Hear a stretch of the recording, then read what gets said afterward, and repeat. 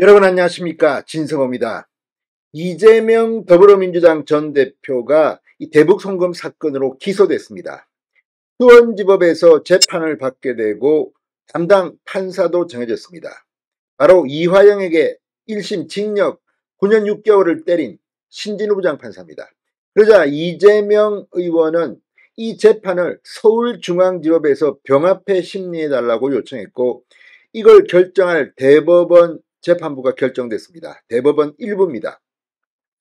자, 그런데 이걸 놓고 지금 검찰이 격분했습니다. 자, 일단 이걸 수사하고 있는 곳은 수원지검입니다. 그렇지만 서울중앙지검도 반발했습니다. 지금 서울중앙지검은 대장동, 백현동, 성남FC 후원금 뇌물 의혹, 배임 의혹 등으로 이재명 전 대표를 기소했고 지금 재판이 진행 중입니다. 그런데 여기에 대북 송금 사건까지 병합되게 되면 지연되게 됩니다. 자, 방금 서울중앙지검이 낸 대법원과 서울중앙지법에 낸 이 반대 이유서는 상당히 충격적입니다. 무엇보다도 지금 대법원 일부 4명의 대법관이 있습니다. 그런데 이 중 2명은 진보 성향이 확실해 보입니다. 자, 지금 대법원의 대법관 구성은 과거 김명수 대법원장 체제에서 이 진보 성향이 더 많았다는 평가를 받았습니다. 그렇지만 윤석열 정부 들어서 대법관이 새로 임명되면서, 그러니까 김명수 체제에서 임명된 대법관의 임기가 끝나서 교체되면서 이제 중도 보수 성향의 대법관이 진보 성향의 대법관보다 많다는 분석입니다. 그런데 공교롭게도 이제 임기가 한두 달밖에 남지 않은 이 김선수, 오경미 대법관이 이재명의 이 병합 결정을 하는 대법원 일부에 속해 있습니다. 지금 모두 4명의 대법관인데 이 중 2명은 진보 성향이 강합니다. 이 김선수 대법관은 민변 회장 출신이고 오경미 대법관은 이 우리법 연구회 이쪽 출신입니다. 자, 나머지 2명도 중도 성향으로 평가되고 있지만 어떤 결과가 나올지 이 기초가 주목됩니다. 그런데 아무리 성향이 그렇다 하더라도 이런 건까지 이재명에게 유리하도록 한다면 이건 말도 안 된다. 서울중앙지검이 대법원과 서울중앙지법에 낸 반대 이유서 방금 전 TV조선이 단독 보도했습니다.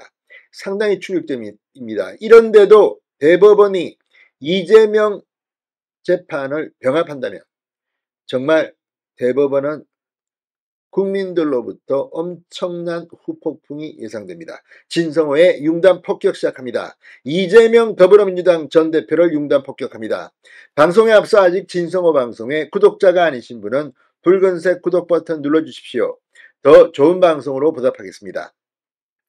자, 이재명 전 대표가 자신의 쌍방울 그룹 불법 대북 송금 사건 재판을 서울중앙지법에서 받게 달라는 신청 사건의 재판부와 주신 대법관이 정해졌습니다. 이제 이 사건의 본격 심리가 시작될 전망입니다. 자, 이재명이 신청한 토지관할의 병합 심리 사건 대법원 일부에 배담됐습니다. 주심 대법관은 서경환 대법관입니다. 자, 당초 이 사건 수원지검에서 기소해 관할 법원인 수원지법이 당연히 재판을 해야 하는데 이재명이 또 꼼수를 부린 것 같습니다. 지금 내가 서울중앙지법에서 3개 재판을 받고 있으니까 이것도 서울중앙지법에서 받게 달라 이렇게 신청한 겁니다. 자, 토지관할의 병합심리는 형사소송법 6조에 따라 토지관할이 다른 여러 개의 관련 사건이 각각 다른 법원에 있을 때 검사나 피고인의 신청에 의해 한 개의 법원에서 병합심리를 할 수 있게 하는 겁니다. 그런데 여기에는 상당한 문제가 있습니다. 그게 뭘까요? 자, 방금 전 서울중앙지검 지금 이 검사 탄핵안을 이 민주당이 발의한 뒤 검사들은 상당히 독해졌습니다. 서울중앙지검이 대법원과 서울중앙지법에 민주당 이재명 전 대표의 재판 병합 반대 의견서를 낸 것으로 확인됐다고 TV조선이 방금 전 단독 보도했습니다. 이 해당 의견서에서 검찰은 피고인의 병합 신청은 오로지 재판 지연과 선고 회피를 위한 신청이다. 반대 의견을 피력했습니다. 그러니까 서울중앙지검이 지금 대북 송금 사건을 수사하는 곳은 아닙니다. 수원지검입니다. 그런데 서울중앙지검은 지금 대장동, 백현동 이런 걸 이 수사에서 이재명을 기소했는데 이 재판이 대북 송금건이 함께 병합되면 또 지연된다는 겁니다. 오로지 재판 지연과 선고 회피를 위한 신청이라는 게 그런 의미입니다.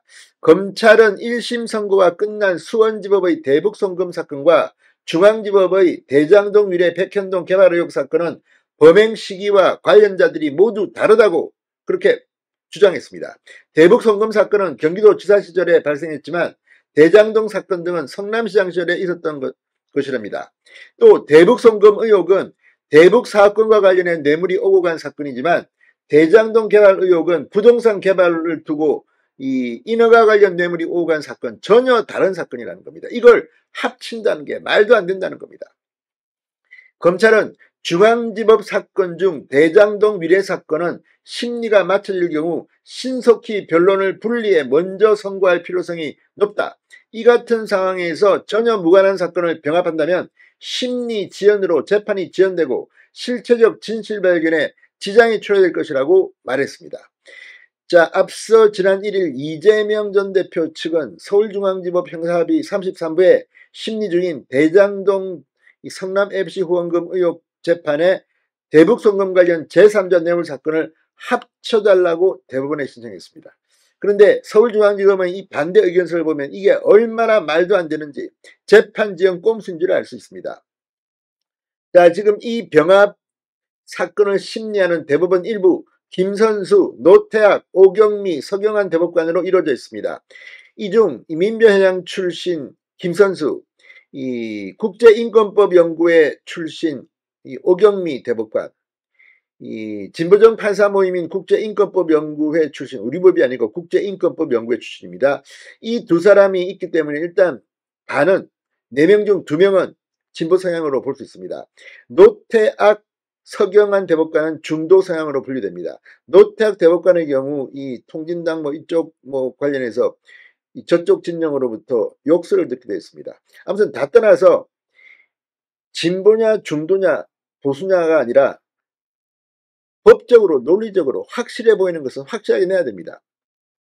자, 만약에 이 대법원 일부가 국민들의 상식에 반하는 판결을 낸다면 민심에 엄청난 장애에 부딪힐 겁니다. 게다가 이 지금 김선수, 오경미 이 두 사람은 곧 퇴임을 하게 되어 있습니다. 지난번 이재명 대법원 무죄 판결의 권순일 전 대법관이 기억납니다.